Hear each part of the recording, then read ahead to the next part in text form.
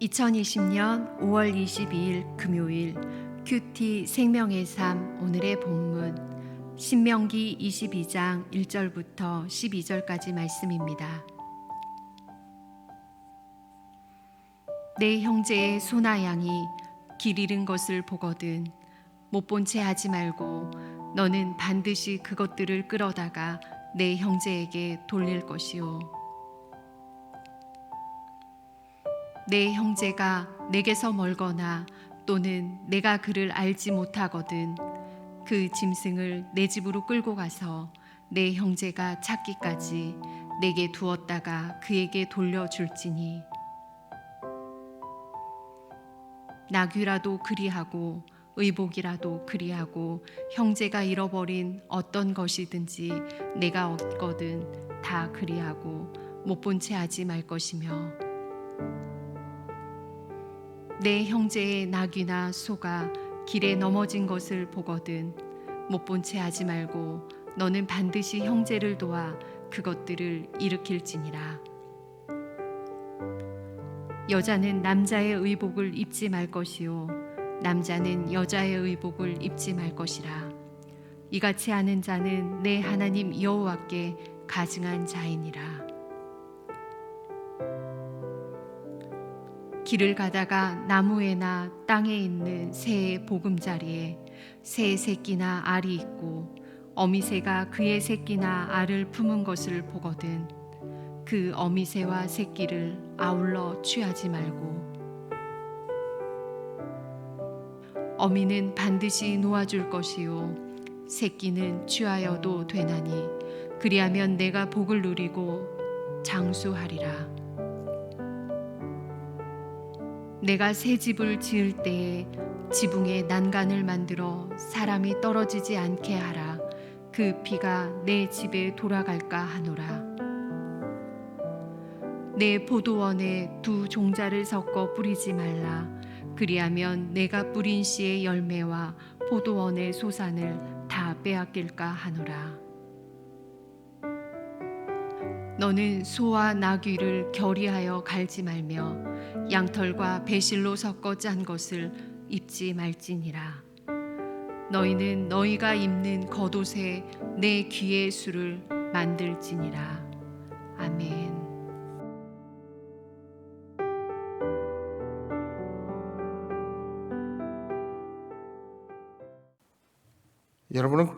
여러분은 이 공동체 안에서 어려움을 겪는 경우를 발견하면 어떤 태도를 취하십니까? 길거리를 걷다가 도움이 필요한 상황을 맞이하면 여러분은 돕고 그 길을 떠납니까? 아니면 못 본 채 하고 그 자리를 뜹니까? 사실 우리는 이웃을 내 몸과 같이 사랑하라는 계명을 머리로는 이해하지만 실상 그것을 행동으로 실천하는 것에 있어서는 부족한 모습을 보일 때가 많이 있습니다. 오늘 본문에서는 이웃을 돕고 배려해야 한다는 규례로 시작하고 있습니다. 먼저 길을 잃은 이웃의 소나 양을 보았을 때 어떻게 해야 할지를 말하고 있습니다. 여기 1절에 내 형제는 내 동료, 즉 같은 동네에 사는 이웃을 뜻하는 말입니다. 어떤 상황에서 소나 양이 길을 잃었는지 주인에게서 멀어졌는지는 나오지 않습니다. 중요한 것은 길을 잃은 소나 양을 본 사람은 못 본 척해서는 안 된다는 것입니다. 의식적으로 외면하고 무시하거나 무관심해서는 안 되고 길 잃은 짐승을 주인에게 돌려보내야 한다는 것입니다. 또한 길 잃은 짐승의 주인이 멀리 있거나 주인이 누구인지 모를 경우 짐승을 발견한 사람은 그 짐승을 자기 집으로 끌고 와서 보관하고 있어야 합니다. 그리고 마침내 주인이 잃어버린 소나 양을 찾아오면 보관하고 있던 사람은 그 짐승을 주인에게 돌려주어야 합니다. 계속해서 3절, 4절에는 이렇게 말씀합니다.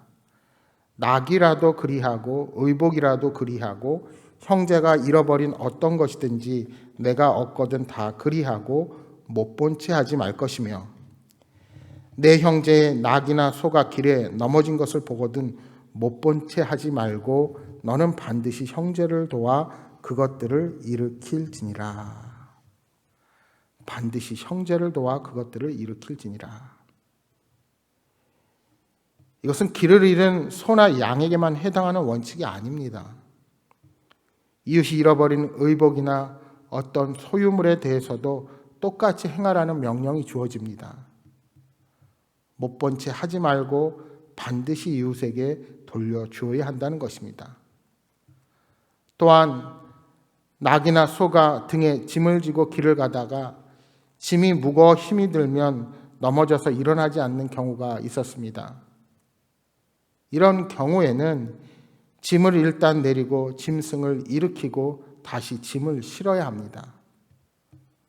그런데 길에서 혼자 이 일을 처리하는 것이 쉽지 않았을 것입니다.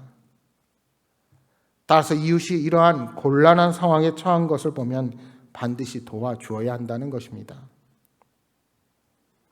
그러니까 이스라엘은 하나님의 언약의 공동체로서 구성원 모두가 서로를 돌봐야 하는 책임을 지니고 있다는 사실을 말씀하고 있는 것입니다. 여러분, 이번 코로나19 사태에서 우리나라가 서양 선진국과 다른 점이 무엇이었습니까? 무엇보다 공동체 의식에 있어서 가장 큰 차이를 보였습니다. 물론 문화적인 배경의 차이도 있지만 개인의 자유를 우리보다 중시하는 나라들의 경우 처음에는 마스크도 쓰지 않았습니다. 뿐만 아니라 개인의 프라이버시에 해당하는 자신의 이동, 동선을 밝힌다는 것도 그들은 생각조차 하지 못했습니다. 그런데 우리는 서로 양보하고 확진자가 발생했을 때 동선을 밝혀서 더 이상 접촉자가 번지지 않도록 차단하도록 했습니다. 비록 아직도 여러 위험이 도사리고 있지만 그러한 노력과 서로를 위한 배려가 활동을 지속하면서도 여기까지 오게 되는 계기가 되지 않았나 생각을 해보게 됩니다. 그렇습니다. 서로를 잘 모르는 관계라 할지라도 더 큰 공동체의 유익을 위하여 서로를 배려하는 것은 중요합니다. 하나님은 그러한 공동체를 위한 배려를 원하고 계신 것입니다.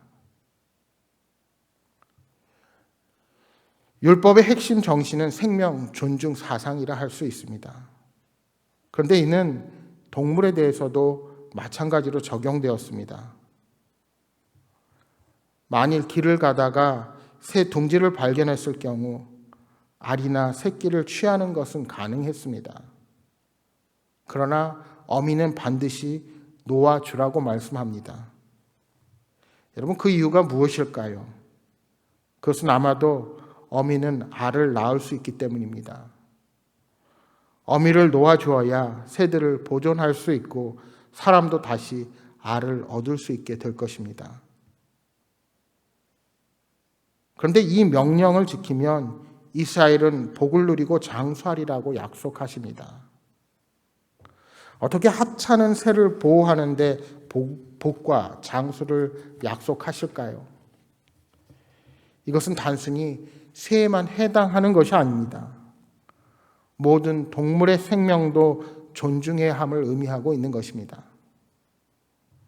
하나님께서는 인간의 욕심으로 생태계가 파괴되거나 종자가 끊기게 되는 일이 없도록 보호하신 것입니다. 그렇게 생각해 보면 오늘날 우리가 겪는 생태계의 파괴, 자연의 오염 등은 이러한 생명의 보존을 명령하신 하나님의 뜻을 지키지 못한 우리들의 죄악의 결과라고 볼 수가 있습니다. 계속해서 8절에는 집을 지을 때 소중한 생명을 보호하기 위해 지붕에 난간을 만들어 사람이 떨어지지 않도록 할 것을 명령하십니다. 난간을 만들지 않아 사람이 생명을 잃게 되면 그 피해 책임이 그 집에 돌아갈 것이라고 경고하셨습니다. 여러분, 의도적으로 생명을 해한 것도 아니고 단지 지붕에 난간을 만들지 않았다는 이유로 사망, 사고에 대해 책임을 지는 것은 너무 과하다고 생각할 수가 있습니다. 그만큼 타인의 생명을 자신의 생명과 같이 소중히 여길 것을 교훈하고 있는 것입니다. 지금도 법을 지키지 않아서 예방조치가 소홀하고 그 결과로 생명을 잃게 되는 안전사고들이 빈번하게 일어나고 있습니다. 그런데 그런 문제의 원인들을 살펴보면 사람보다는 경제적인 효율을 생각하고 비용을 아끼려는 데서 생기는 문제일 경우가 많습니다.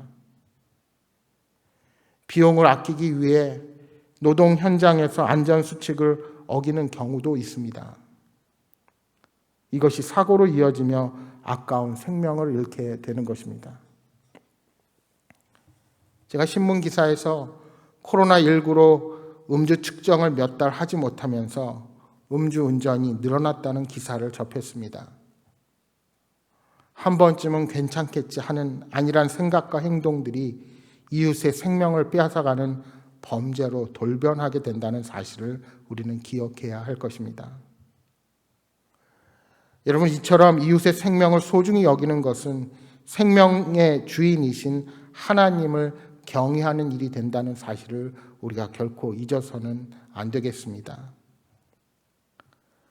마지막으로 오늘 본문에는 하나님의 질서를 어지럽히는 혼합을 단호하게 금하고 있다는 사실을 보게 됩니다.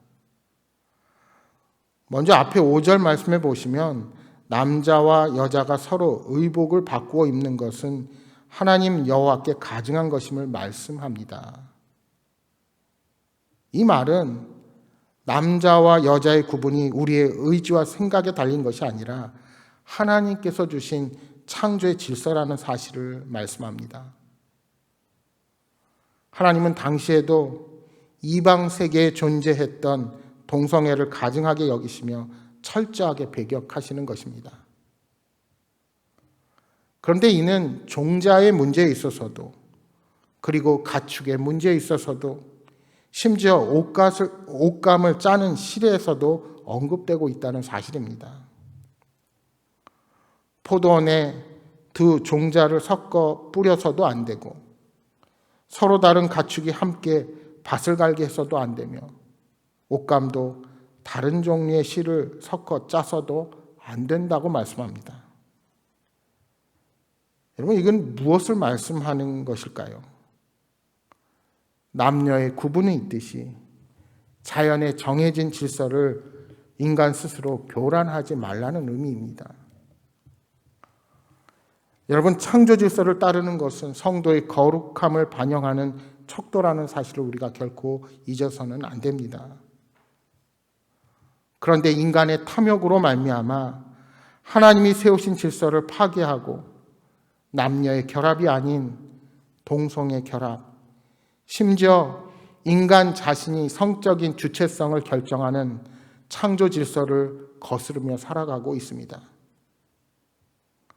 뿐만 아니라 유전자 조작을 통한 식량의 문제를 해결하려고 부단히 노력했지만 거기에 따르는 환경 오염의 부작용이 만만치 않다는 사실을 우리는 보게 됩니다. 따라서 왜 하나님께서 이러한 세세한 부분까지 이스라엘 백성들에게 명령하셨는지 우리는 깊이 생각해 볼 필요가 있습니다.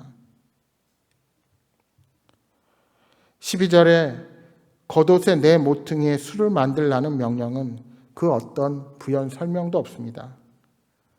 그러나 이 술은 하나님의 법도를 기억하게 하는 도구입니다. 따라서 일상에서도 하나님의 법도를 기억하고 지킴으로 구별된 백성으로 살아가야 함을 의미하는 명령이라 할 수 있습니다. 이제 신학의 시대를 살아가는 우리가 이러한 율법의 조항을 그대로 지키지는 않습니다. 하지만 여기에 담긴 하나님의 뜻, 나와 상관없어 보이는 부분까지도 모른 척하지 말고 생명을 존중하며 하나님이 주신 자연의 질서를 따라 살아가는 것이 얼마나 중요한 것인가 하는 것을 다시 한번 돌아보기를 소망합니다. 사랑하는 여러분, 오늘 하루도 각자의 삶의 자리에서 거룩한 백성으로 늘 하나님의 뜻을 분별하며 선한 영향력을 나타내는 복된 삶을 살아가시기를 주님의 이름으로 축복합니다. 오늘 주신 말씀 생각하면서 함께 기도하겠습니다. 주님, 이웃을 배려하는 삶을 살게 하여 주옵소서. 이기적으로 내 자신의 문제만을 바라보고 이웃을 못 본 척하지 않게 하여 주옵소서. 하나님께서 세우신 질서대로 작은 것부터 실천하며 살아가는 신앙인이 되게 하여 주옵소서 하고 기도하시기 바랍니다. 또한 여러분 가져오신 간절한 기도의 제목 놓고 기도하시다가 돌아가시기 바랍니다. 함께 기도하겠습니다.